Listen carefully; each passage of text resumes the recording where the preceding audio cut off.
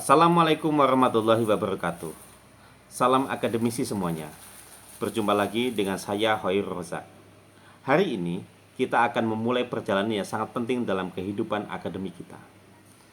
Perjalanan ini tidak hanya akan membawa kita ke dalam dunia teori yang kaya dan mendalam, tetapi juga akan menantang kita untuk menerapkan konsep-konsep tersebut dalam praktek nyata.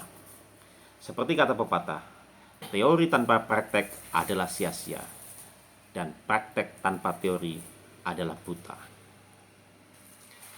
Kita akan menjelajahi bagaimana pemahaman yang mendalam tentang teori motivasi dapat mengubah cara kita berinteraksi dengan dunia usaha, serta bagaimana praktek yang tepat dalam memberikan makna dan relevansi dalam dunia bisnis. Selama perkuliahan ini nanti, mari kita dorong diri kita untuk melampaui batas, mengatasi tantangan, dan menerapkan apa yang kita pelajari dengan tekad dan kreativitas. Ingatlah bahwa setiap konsep yang kita pelajari adalah alat yang dapat kita gunakan untuk menciptakan perubahan nyata. Mari kita jadikan setiap hari di kelas ini sebagai kesempatan untuk tumbuh dan belajar. Karena belajar tidak hanya dari buku dan dosen, tetapi juga dari pengalaman kita sendiri dan satu sama lain. Selamat datang di kelas yang penuh inspirasi ini. Mari kita mulai perjalanan kita dari konsep ke praktek dengan semangat dan antusiasme yang tak terbatas. Pada kesempatan hari ini, kita akan membahas mengenai motivasi from concept to application. Ini merupakan kelanjutan dari materi yang kita bahas minggu lalu terkait dengan motivation concept atau konsep-konsep motivasi. Tentunya teman-teman masih ingat ya apa yang kita bahas terkait dengan konsep motivasi minggu lalu. Motivasi ya menurut Stephen P. Robin and Timothy ya merupakan proses yang menjelaskan intensitas arah, ketekunan, upaya individu untuk mencapai suatu tujuan. Hal ini melibatkan faktor-faktor internal dan eksternal yang menstipulasi hasrat dan energi dalam diri seseorang untuk terus-menerus tertarik dan berkomitmen pada suatu pekerjaan, peran, atau subjek untuk mengerahkan upaya-upaya yang gigih dalam mencapai tujuan. Nah, pada teori konsep kemarin ya terkait dengan motivasi ada dua ya, di teori motivasi awal dan kontemporer. Di teori motivasi awal kita mengenal ada hierarchy of need theory dari Abraham Maslow dan teori X and Y dari Douglas McGregor. Kemudian dilanjutkan dengan teori motivasi kontemporer ya yang diterapkan oleh self determination theory, goal setting theory, teori efficacy, reinforcement theory, dan equity theory. Tentunya manajer dapat menerapkan kombinasi teori kontemporer ini untuk memahami dan meningkatkan motivasi karyawan di tempat kerja. Dengan mempertimbangkan faktor-faktor seperti otonomi, penetapan tujuan, efikasi diri, penguatan, dan kesetaraan, organisasi dapat menciptakan lingkungan kerja yang memotivasi, yang mendorong keterlibatan dan kinerja karyawan. Nah, pada bagian ini, tentunya kita akan membahas bagaimana konsep motivasi itu diimplementasikan ke dalam praktik bisnis. Bagaimana penerapan konsep motivasi ini ke dalam praktek sehari-hari dalam dunia usaha. Istilah What's My Job? Motivating Potential mengacu pada tool penilaian yang digunakan untuk mengevaluasi aspek motivasi intrinsik suatu pekerjaan. Penilaian ini membantu individu menentukan sejauh mana pekerjaan mereka memberikan peluang untuk pekerjaan yang bermakna, otonom, dan umpan balik faktor-faktor kunci yang berkontribusi terhadap kepuasan dan motivasi kinerja. Memahami potensi motivasi pekerjaan seseorang sangat penting bagi karyawan dan manajer karena dapat meningkatkan keterlibatan, kinerja, dan kepuasan kerja secara keseluruhan. Dengan mengenali dan memanfaatkan aspek motivasi dalam suatu pekerjaan, individu dapat merasakan kepuasan dan produktivitas yang lebih besar dalam peran mereka dalam pekerjaannya. Nah, di sini kita lihat ada job characteristic model, ya, atau model karakteristik pekerjaan. Ini adalah mengidentifikasi dimensi pekerjaan utama yang memengaruhi motivasi dan kinerja. Dengan memahami job characteristic model, organisasi dapat mendesain ulang pekerjaan mereka untuk meningkatkan motivasi, kinerja, dan kepuasan kerja. Hal ini mungkin melibatkan perubahan variasi tugas, identitas tugas, signifikansi tugas, otonomi, dan mekanisme feedback untuk menciptakan peran yang lebih menarik dan memuaskan bagi karyawan. Selain itu, menjajaki pengaturan kerja alternatif seperti flex time, job sharing, ya, ini sangat penting untuk peningkatan daripada kinerja tersebut. Nah, the job characteristic model ini adalah kerangka yang dikembangkan oleh J. Richard Hackman and Greg Oldham, ya, yang bertujuan untuk menjelaskan bagaimana karakteristik pekerjaan tertentu dapat memengaruhi motivasi, kepuasan, dan kinerja karyawan. Jadi model ini mengidentifikasi 5 dimensi pekerjaan inti, ya, yang memengaruhi kondisi psikologi karyawan dan pada gilirannya akan meningkatkan motivasi mereka. Yang pertama kita lihat di sini adalah skill variety, ya, atau keanekaragaman keterampilan. Ini akan melihat sejauh mana suatu pekerjaan memerlukan beragam aktivitas berbeda yang memungkinkan karyawan memanfaatkan berbagai keterampilan dan bakat. Yang kedua adalah task identity, ya, atau identitas tugas. Sejauh mana suatu pekerjaan melibatkan penyelesaian suatu pekerjaan secara keseluruhan dan dapat diidentifikasi dari awal hingga akhir yang berkontribusi terhadap hasil yang berarti. Yang ketiga di sini ada task significance, the job impact on other, ya. Dampak dan pentingnya pekerjaan terhadap kehidupan orang lain atau organisasi secara keseluruhan. Ya, ini akan menekankan nilai dan pentingnya pekerjaan itu dilakukan itu untuk apa. Selanjutnya di sini adalah autonomi, ini yang paling penting. Tingkat independensi, ya, dan keleluasaan yang dimiliki karyawan dalam merencanakan dan melaksanakan pekerjaannya, termasuk kebebasan mengambil keputusan dan mengambil tanggung jawab atas tugas. Dan yang kelima atau yang terakhir dalam job characteristic model di sini adalah feedback. Artinya sejauh mana karyawan menerima informasi yang jelas dan langsung tentang kinerja mereka dan hasil pekerjaan mereka, ya, sehingga memungkinkan mereka menilai efektivitas dan melakukan perbaikan ketika ada kesalahan atau kekurangan.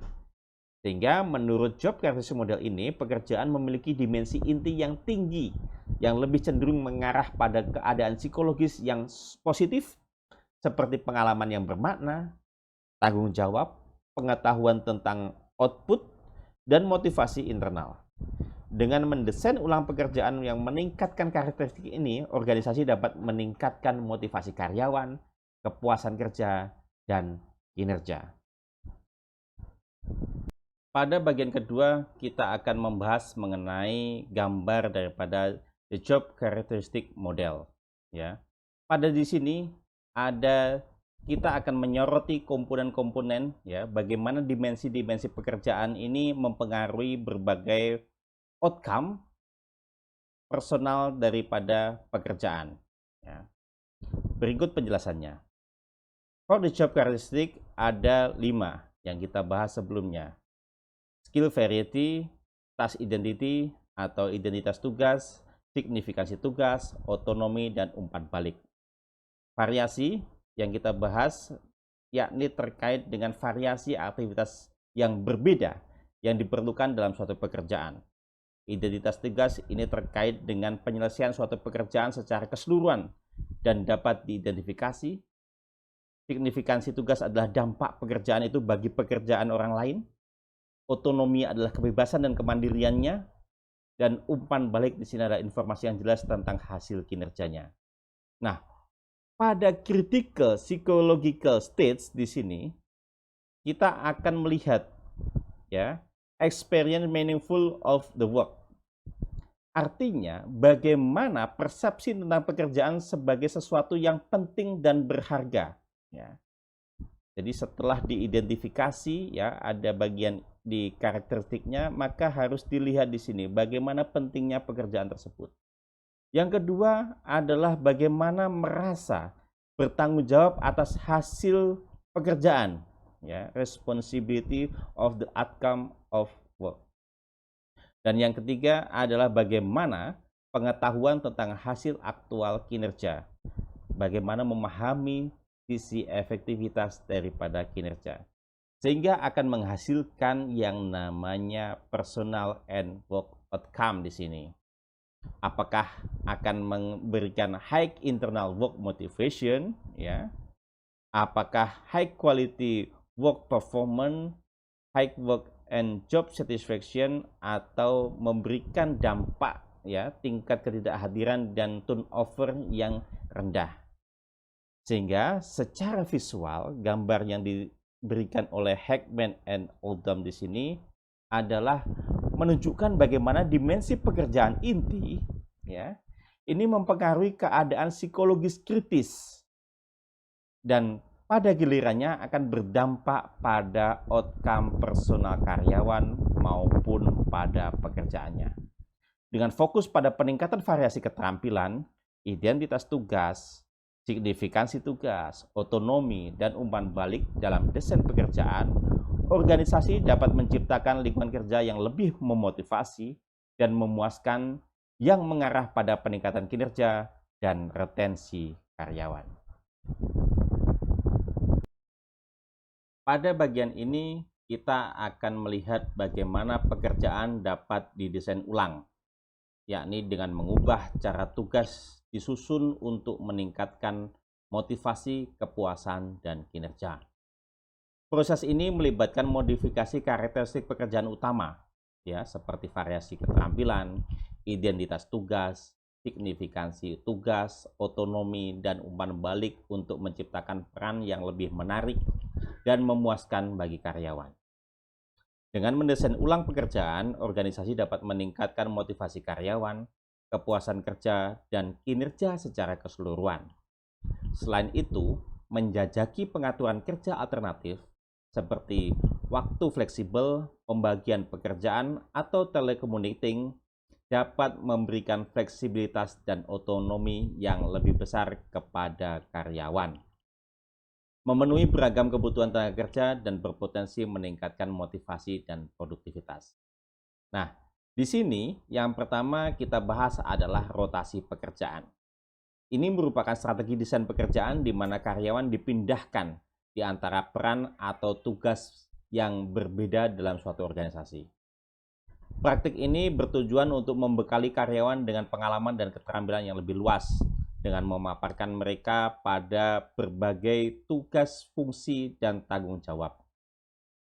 Rotasi pekerjaan dapat membantu mengurangi kebosanan, meningkatkan motivasi, dan meningkatkan pemahaman karyawan tentang bagaimana kontribusi pekerjaan mereka terhadap organisasi. Meskipun rotasi pekerjaan ini memiliki manfaat seperti meningkatkan keterampilan karyawan, fleksibilitas, dan kinerja organisasi, rotasi pekerjaan dapat juga memiliki kelemahan, yakni biaya pelatihan dapat meningkat seiring transisi karyawan antar peran ini. Dan produktivitas untuk sementara mungkin menurun, ya, seiring individu menyesuaikan diri dengan tanggung jawab yang baru. Selain itu, rotasi pekerjaan juga dapat mengganggu dinamika kelompok kerja yang mengharuskan supervisor menghabiskan lebih banyak waktu untuk memantau dan mendukung karyawan dalam peran yang baru tadi. Tetapi, secara keseluruhan, rotasi pekerjaan merupakan alat yang berharga untuk mengembangkan keterampilan karyawan, meningkatkan motivasi, dan meningkatkan fleksibilitas organisasi. Namun, hal ini memerlukan perencanaan yang cermat dan pertimbangan terhadap tantangan potensial untuk memastikan efektivitasnya. Yang kedua adalah job enlargement, perluasan pekerjaan. Pendekatan desain pekerjaan yang melibatkan penambahan lebih banyak tugas atau tanggung jawab pada pekerjaan yang sudah ada tanpa harus mengubah tingkat keterampilan yang dibutuhkan. Strategi ini tujuannya adalah untuk meningkatkan cakupan pekerjaan dengan memasukkan tugas atau aktivitas tambahan yang tingkat keahliannya serupa. Dengan menerapkan perluasan pekerjaan, organisasi berupaya meningkatkan motivasi karyawan, kepuasan kerja, dan kinerja secara keseluruhan. Karyawan dapat memperoleh manfaat dari beban kerja yang lebih bervariasi dan menarik, yang dapat membantu mengurangi monoton dan kebosanan yang sering dikaitkan dengan tugas yang berulang-ulang. Selain itu, perluasan pekerjaan dapat memberikan peluang untuk mengembangkan dan pertumbuhan keterampilan karena karyawan mengambil tanggung jawab baru dan peran yang ada saat ini. Tetapi penting untuk mempertimbangkan potensi tantangan yang terkait dengan perluasan pekerjaan ini, seperti beban kerja yang tambah, ya, potensi stres jika terjadi ini tidak dikelola secara efektif. Organisasi harus memastikan bahwa karyawan memiliki pelatihan dan dukungan yang memadai untuk menangani persyaratan pekerjaan yang diperluas secara sukses. Dan yang ketiga di sini ada job enrichment, ya. Teknik desain pekerjaan yang melibatkan peningkatan pekerjaan karyawan dengan meningkatkan tingkat tanggung jawab, otonomi, dan kendali yang mereka miliki atas pekerjaan mereka. Pendekatan ini bertujuan untuk memastikan pekerjaan lebih bermakna, menantang, dan bermanfaat dengan memberikan kesempatan pada karyawan untuk menggunakan keterampilan dan kemampuan mereka secara lebih luas, karena lebih enrichment. Nah, pada bagian ini kita akan melihat guideline for enriching a job, ya. Pada gambar ini ada core job dimension, yakni skill variety, task identity, task significant, autonomy, dan feedback. Nah, tindakan yang disarankan untuk enriching a job di sini ada beberapa hal, ya. Misalnya pada combine task, menggabungkan tugas antara skill variety and task identity, ya. Mengkombinasikan beberapa tugas menjadi satu pekerjaan yang lebih besar dan menantang. Meningkatkan variasi tugas, ya, variasi keterampilan karena pekerja perlu menggunakan berbagai keterampilan. Yang kedua, misalnya form natural work unit, ya. Ini membentuk tim atau unit yang bekerja bersama untuk tugas-tugas tertentu, sehingga meningkatkan task identity karena pekerja dapat melihat dan mengidentifikasi hasil pekerjaan mereka sebagai satu kesatuan. Establish client relationship, ya, membangun hubungan dengan klien, sehingga memungkinkan pekerja berinteraksi langsung dengan penerima hasil kerja mereka atau klien tersebut. Nah, ada juga memperluas pekerjaan secara vertikal di sini, memberikan lebih banyak tanggung jawab dan kebebasan dalam pengambilan keputusan dengan meningkatkan otonomi di sini. Karena meningkatkan otonomi, ya, pekerja memiliki lebih banyak kontrol dan tanggung jawab. Lalu ada juga, ya, suggest action di sini adalah membuka saluran feedback. Jadi meningkatkan frekuensi dan kualitas umpan balik mengenai kinerja dengan meningkatkan feedback, ya, karena pekerja mendapatkan informasi yang jelas dan langsung mengenai kinerja mereka. Ini juga dari Heckman, ya, yang bersumber Improving Life at Work. Dengan memperkaya pekerjaan, ya, organisasi dapat meningkatkan motivasi, kepuasan kerja, dan keterlibatan karyawan. Karyawan lebih cenderung merasakan rasa kepemilikan dan kebanggaan terhadap pekerjaan mereka. Ketika mereka memiliki kesempatan untuk mengambil tugas-tugas yang menantang, mengambil keputusan, dan melihat dampak langsung dari upaya mereka, pengayaan pekerjaan juga dapat menghasilkan tingkat kinerja, kreativitas, dan komitmen karyawan yang lebih tinggi terhadap organisasi. Akan tetapi, penting bagi organisasi untuk mempertimbangkan preferensi dan kemampuan individu ketika menerapkan pengayaan pekerjaan. Karena tidak semua karyawan ini menginginkan atau berhasil dalam peran dan tanggung jawab dan otonomi yang lebih besar. Komunikasi, pelatihan, dan dukungan yang efektif sangat penting untuk memastikan bahwa karyawan diperlengkapi untuk menghadapi tantangan dan peluang tambahan yang datang dari pekerjaan yang di-enriching ini.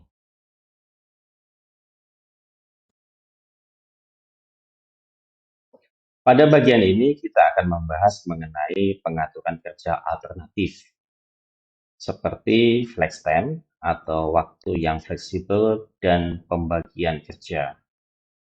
Menawarkan fleksibilitas yang lebih besar kepada karyawan dalam hal bagaimana, kapan, dan di mana mereka bekerja dapat memberikan manfaat khusus bagi beragam tenaga kerja yang mencakup misalnya pasangan berpenghasilan ganda, orang tua tunggal, ya, dan individu yang merawat kerabat yang sakit atau lanjut usia. Flex time memberikan kemungkinan karyawan untuk menyesuaikan jam kerja mereka agar lebih sesuai dengan kebutuhan pribadi mereka. Sementara job sharing di sini atau pembagian kerja melibatkan dua karyawan paruh waktu yang membagi tanggung jawab untuk posisi yang full time. Jadi dua pekerjaan digabung menjadi satu.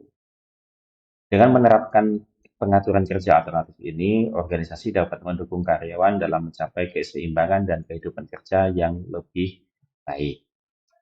Nah, selanjutnya kita juga akan membahas mengenai telecommuting. Ini juga alternatif yang lain dari pekerjaan, ya. Ini dikenal sebagai pekerjaan jarak jauh, mengacu pada pengaturan kerja di mana karyawan memiliki fleksibilitas untuk bekerja dari lokasi di luar kantor tradisional, bisa di rumah atau di ruang kerja bersama, di kafe, dan sebagainya. Pengaturan ini biasanya melibatkan penggunaan teknologi untuk tetap terhubung dengan tempat kerja. Biasanya akan disediakan platform oleh perusahaan untuk menghubungkan antara karyawan satu dengan karyawan yang lain. Nah, poin pentingnya di sini selain kerja jarak jauh, ada juga fleksibilitas. Jadi, karyawan akan memiliki kontrol yang lebih besar atas jadwal kerja mereka, memungkinkan mereka untuk menyeimbangkan komitmen kerja dan pribadi yang lebih efektif. Produktivitas saya kira akan mengalami peningkatan ya dengan bekerja jarak jauh karena mereka dapat fokus pada tugas tanpa gangguan di lingkungan kantor tradisional. Akan tetapi tentunya ada tantangan. Telekomuning dapat menghadirkan tantangan seperti perasaan terisolasi, kesulitan dalam memisahkan pekerjaan dan kehidupan pribadi, dan potensi hambatan komunikasi dengan rekan kerja. Untuk perusahaan, telekomuting juga memiliki manfaat. Pengusaha bisa mendapatkan keuntungan dari pengaturan telekomuting dengan berpotensi mengurangi biaya overhead, meningkatkan kepuasan dan retensi karyawan, dan mengakses kumpulan talenta yang lebih luas karena tidak harus berada di dalam satu lokasi perusahaan. Sehingga telekomuting bisa menawarkan kerja yang fleksibel dan menguntungkan karyawan serta organisasi. Sehingga perlu adanya adaptasi terhadap perubahan tren dan preferensi kerja. Komunikasi yang efektif, harapan yang jelas, dukungan teknologi yang tepat sangat penting untuk keberhasilan daripada telekomuting ini. Selanjutnya, kita juga akan membahas mengenai employee involvement atau keterlibatan karyawan. Ini adalah proses partisipatif yang memanfaatkan feedback atau masukan karyawan untuk meningkatkan komitmen mereka terhadap keberhasilan organisasi.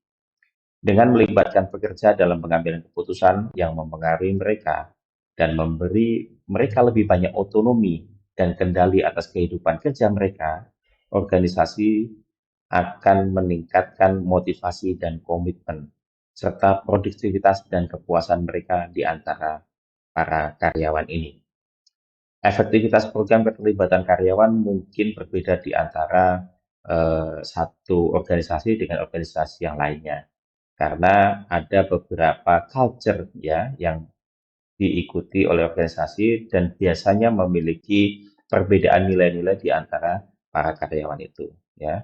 Seperti mungkin pekerja yang dari Tiongkok ya itu sangat menganut nilai-nilai tradisional yang mungkin tidak dapat memanfaatkan atau tidak mendapatkan manfaat yang signifikan dari tingkat partisipasi ini, sehingga di job employee involvement ini tidak berlaku. Tetapi di Amerika Serikat, karyawannya yang biasanya menerima program ini mungkin akan lebih mempunyai kekuasaan yang tinggi terhadap pekerjaan mereka, sehingga mereka akan lebih puas terhadap praktik-praktik ini. Sehingga adaptasi praktik ini akan sangat efektif ya jika perusahaan atau organisasi bisa mengaturnya dengan sebaik-baiknya. Mungkin itu akan kita lanjutkan lagi di slide berikutnya. Pada bagian ini, mari kita menyoroti hubungan kompleks antara gaji, kepuasan kerja, dan motivasi karyawan. Meskipun gaji mungkin bukan faktor utama ya dalam motivasi, karena termasuk dalam motivasi yang ekstrinsik ya. Gaji tetap menjadi faktor penting dalam memotivasi karyawan untuk mempertahankan talenta-talenta terbaik. Kutipan tersebut menyebutkan sebuah penelitian tahun 2006 yang menunjukkan bahwa sebagian besar pengusaha meremehkan pentingnya gaji dalam mempertahankan karyawan, dibandingkan dengan perspektif karyawan yang menganggapnya sebagai alasan utama untuk tetap bekerja atau meninggalkan organisasi. Mengingat pentingnya gaji, organisasi perlu menyusun strategi bagaimana mereka memposisikan diri di dalam pasar dalam hal kompensasi. Mereka harus memutuskan apakah akan memimpin, menyamai, atau tertinggal dalam pasar untuk menarik dan mempertahankan talenta terbaik. Hal ini mencakup penerapan struktur gaji yang adil, penerapan rencana gaji variabel dan rencana gaji berbasis keterampilan untuk menghargai kinerja karyawan, menawarkan tunjangan seperti paket tunjangan yang fleksibel, menciptakan program pengakuan karyawan yang efektif untuk mengakui dan menghargai upaya dan pencapaian karyawan. Sehingga meskipun gaji bukan satu-satunya penentu daripada kepuasan kerja dan motivasi, gaji memainkan peran penting untuk memotivasi karyawan serta retensi karyawan itu sendiri. Organisasi perlu mempertimbangkan dengan cermat strategi gaji, posisi pasar, dan metode pengakuan kontribusi individu agar dapat mengelola dan mempertahankan tenaga kerja secara lebih efektif. What to pay? Ini akan diperhatikan daripada karyawan bagaimana keadilan internal, daya saing eksternal, posisi pasar, transparansi gaji, dan fleksibilitas dan kemampuan untuk beradaptasi daripada perusahaan itu sendiri. Struktur gaji harus cukup fleksibel untuk mengakomodasi perubahan kebutuhan organisasi, kondisi pasar, dan kinerja individu. Jika kita lihat dari benefit ya, how to pay variable pay program, ini tentunya ada beberapa alternatif pilihan ya. Bisa saja piece rate pay ya, metode kompensasi di mana karyawan dibayar berdasarkan jumlah unit yang mereka produksi atau tugas yang mereka selesaikan. Ada piece rate pay ya, hubungan langsung antara output dengan gaji ya, ini biasanya untuk yang mereka menyelesaikan pekerjaan-pekerjaan dorongan dan sebagainya, sehingga semakin tinggi unit yang mereka hasilkan atau tugas yang mereka kerjakan, semakin tinggi pula gaji mereka. Ada juga yang di bidang yang lainnya ya, misalnya pertimbangan-pertimbangan terkait dengan merit based pay ya, pembayaran berdasarkan prestasi. Ini juga kompensasi yang dimana kalian diberi penghargaan berdasarkan kinerja individu dan kontribusinya terhadap organisasi. Sehingga dia tidak hanya diberikan penghargaan berbasis pada individu saja, tetapi bagaimana kontribusinya terhadap organisasi itu juga dinilai. Nah, poin penting dalam pembayaran berdasarkan prestasi itu ada beberapa hal. Salah satunya adalah berbasis kinerja. Jadi, pembayaran berbasis prestasi itu menekankan penghargaan atas karyawan terhadap kinerja, keterampilan, dan prestasi individu mereka. Karyawan berkinerja tinggi yang melebihi ekspektasi, mencapai tujuan, dan menunjukkan keterampilan yang luar biasa biasanya berhak mendapatkan kenaikan gaji atau bonus yang lebih tinggi dibandingkan dengan yang lainnya.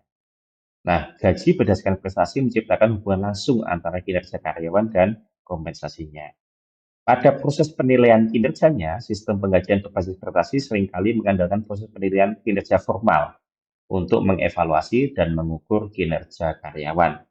Tinjauan kinerja, penetapan tujuan, sesi umpan balik, dan penilaian kinerja digunakan untuk menilai kontribusi individu dan untuk menentukan penghargaan berdasarkan prestasi tersebut.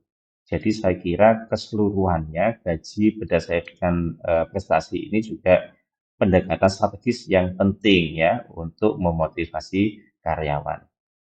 Di samping ada yang namanya bonus ya. Bonus ini berupa kompensasi atau penghargaan tambahan yang diberikan karyawan di luar gaji atau upah rutin. Nah, bonus ini biasanya diberikan sebagai pembayaran satu kali atau insentif untuk mencapai tujuan pencapaian atau kinerja yang luar biasa di situ. Saya kira jenisnya pun bermacam-macam ya. Oke, di luar itu ada juga how to pay ya, skill based pay program ya. Di situ ada apa namanya beberapa jenisnya, salah satunya adalah profit sharing plans ya. Jadi ada rencana bagi hasil, kemudian pembagian keuntungan, eh, apa namanya pembagian saham dan sebagainya. Jadi saya kira banyak sekali pilihan-pilihan yang bisa digunakan organisasi untuk memberikan insentif kepada karyawannya. Dan yang keempat, how to build a recognition program, ya. Penghargaan intrinsik dalam bentuk program pengakuan karyawan merupakan insentif non-moneter yang dirancang untuk mengakui dan menghargai kontribusi, prestasi, dan perilaku karyawan di tempat kerja. Sehingga imbalan ini ya, ini mengacu pada manfaat psikologis yang diperoleh karyawan dari pekerjaan itu sendiri atau dari tindakan pengakuan, bukan dari faktor-faktor eksternal seperti gaji atau bonus. Nah, program rekognisi ini fokus pada pengakuan dan penghargaan atas upaya, pencapaian, dan perilaku positif mereka. Tujuannya adalah untuk memperkuat perilaku yang diinginkan, memotivasi karyawan, meningkatkan kepuasan kerja, sehingga secara terbuka mengakui dan menghargai kontribusi karyawan itu terhadap organisasi. Ini akan bisa meningkatkan semangat kerja dan kontribusi keterlibatan mereka terhadap organisasi. Nah, program pengakuan ini dapat dilakukan dalam berbagai bentuk ya, mulai dari sikap informal, ya pujian lisan, ucapan terima kasih dan sebagainya, atau yang mencakup penghargaan seperti sertifikat, perayaan publik dan sebagainya. Intinya adalah membuat karyawan merasa itu dihargai, dihormati dan apa namanya dipuji dedikasinya itu akan sangat penting. Nah, itu ya contoh program pengakuan daripada karyawan. Kita lanjut ke slide yang berikutnya. Baik teman-teman sekalian, tiba saatnya kita di summary and managerial implication. Implikasi bagi manajer mengenai motivasi karyawan dalam organisasi adalah sebagai berikut. Yang pertama, recognize individual difference. Manajer harus menyadari perbedaan pada individu, seperti preferensi budaya, dan manajer harus menghindari memilih karyawan dengan cara yang membuat mereka tidak nyaman. Mereka harus memahami ya apa yang penting bagi setiap karyawan, memungkinkan penyesuaian tujuan, tingkat keterlibatan, dan penghargaan agar selaras dengan kebutuhan individu. Use goal and feedback. Karyawan harus diberikan tujuan yang jelas dan spesifik, serta umpan balik berkala mengenai kemajuan mereka dan mencapai tujuan-tujuan tersebut. Menetapkan tujuan yang tegas dan memberikan umpan balik membantu karyawan melacak kinerja mereka dan tetap termotivasi. Allow employee to participate in decisions that affect them. Ya. Dorong karyawan dalam proses pengambilan keputusan terkait dengan tujuan kinerja, pemilihan tunjangan, dan decision making, sehingga dapat meningkatkan produktivitas, komitmen, motivasi, dan kepuasan kerja. Partisipasi karyawan memberdayakan individu dan menumbuhkan rasa kepemilikan dalam pekerjaan mereka. Link reward to performance. Seperti yang kita bahas di slide sebelumnya, imbalan harus dikaitkan dengan hasil kinerja mereka. Karyawan harus merasakan korelasi yang langsung antara apa yang mereka kerjakan dan imbalan yang mereka terima. Memastikan hubungan yang kuat antara kinerja dan penghargaan bisa membantu menjaga motivasi, kepuasan kerja, dan mengurangi turnover karyawan maupun tingkat ketidakhadiran. Check the reward system for equity. Equity merupakan kalimat yang penting karena dianggap sebagai rasa keadilan, kesetaraan dalam memberikan penghargaan, sehingga bisa membangun kepercayaan, motivasi terhadap lingkungan kerja yang positif. Manajer dapat memotivasi karyawan secara efektif dengan mengenali perbedaan individu, menetapkan tujuan yang jelas, memberikan feedback, melibatkan karyawan dalam pengambilan keputusan, menghubungkan penghargaan dan kinerja, serta memastikan kesetaraan dalam distribusi penghargaan. Dengan memahami dan mengatasi beragam kebutuhan dan preferensi karyawan, manajer dapat menciptakan lingkungan kerja yang mendukung dan memotivasi yang meningkatkan keterlibatan, kepuasan, dan motivasi mereka sendiri.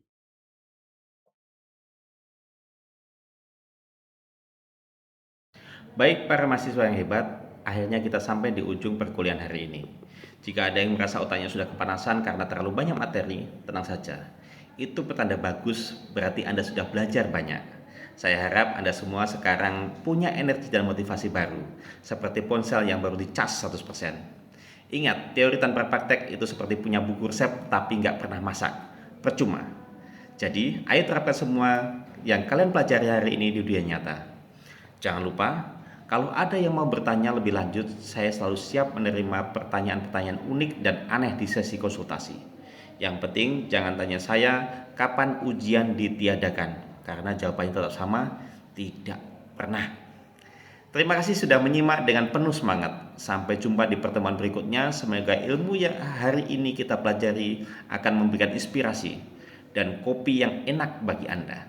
Tetap semangat dan jangan lupa bawa senyum, meskipun kadang senyumnya mirip emoji ngantuk. Selamat siang. Wassalamualaikum warahmatullahi wabarakatuh.